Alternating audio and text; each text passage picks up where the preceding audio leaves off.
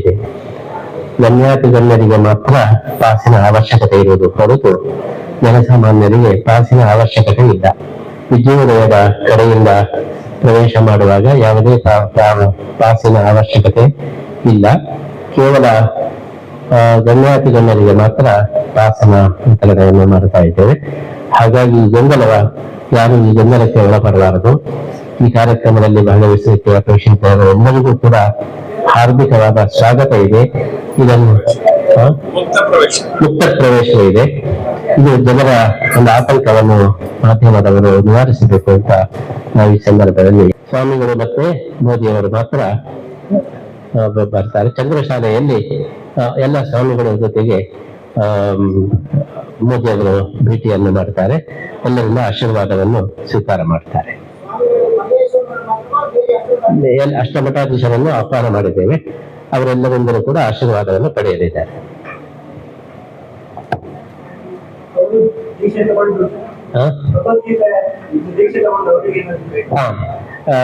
ಕೃಷ್ಣನ ಎದುರುಗಡೆ ಮೋದಿಯವರು ಕೂಡ ಭಗವದ್ಗೀತೆಯ ದೀಕ್ಷೆಯನ್ನು ತಗೊಳ್ತಾ ಇದ್ದಾರೆ.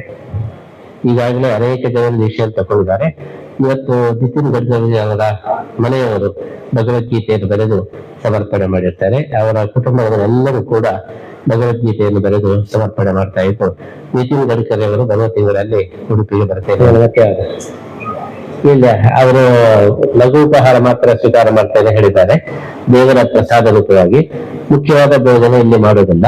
ಹಾಗಾಗಿ ಲಘು ಉಪಹಾರ ಮಾತ್ರ ಮಾಡ್ತಾರೆ. ಮುಖ್ಯವಾಗಿ ಪತ್ರೊಡೆ ಮತ್ತೆ ನಮ್ಮ ಸಾರು ಇಲ್ಲಿ ಉಡುಪಿಯ ಸ್ಪೆಷಲ್ ಯಾವುದು ಉಂಟು ಅದು ಸ್ವಲ್ಪ ಸ್ವಲ್ಪ ಮಾತ್ರ ತಗೊಳ್ತೇನೆ ಹೇಳಿದ್ದಾರೆ. ಆಮೇಲೆ ಪಾರಾಯಣಕ್ಕೆ ಬಂದವರಿಗೆಲ್ಲ 1 ಲಕ್ಷ ಜನರಿಗೂ ಊಟದ ವ್ಯವಸ್ಥೆ ಇದೆ. 3 ಗಂಟೆಯ ನಂತರ ದೇವರ ದರ್ಶನಕ್ಕೆ ಸಾರ್ವಜನಿಕರು ಬರಬಹುದು. ನಾಳೆ 11:30ಯಿಂದ ದೇವರ ದರ್ಶನ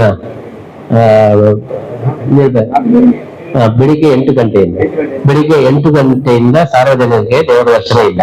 ಮತ್ತೆ 3 ಗಂಟೆ ನಂತರ ದೇವರ ದರ್ಶನ ಮಾಡಬಹುದು. 8 ಗಂಟೆಯೊಳಗೆ ಎಲ್ಲ ಮುಗಿಸ್ತೇವೆ. ದ್ವಾದಶಿ ತರಹ 8 ಗಂಟೆಯವರೆಗೆ ಪೂಜೆ ಪುನಸ್ಕಾರಗಳೆಲ್ಲ ಮುಗಿಸ್ತೇವೆ.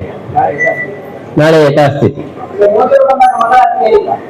ಅವ್ರು ಬಂದಾಗ ಒಂದು ಮಂಗಳಾರತಿ ಮಾಡ್ಬೋದು. ನಿತ್ಯದ ಮಂಗಳಾರತಿಯನ್ನ ಮುಗಿದು ಬರ್ತದೆ.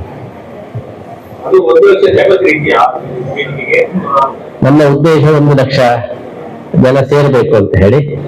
ಅಲ್ಲಿ ಎಷ್ಟು ಜನ ಸೇರ್ತಾರೆ ಅಂತೇಳಿ ಆವಾಗಲೇ ನೋಡ್ಬೋದು.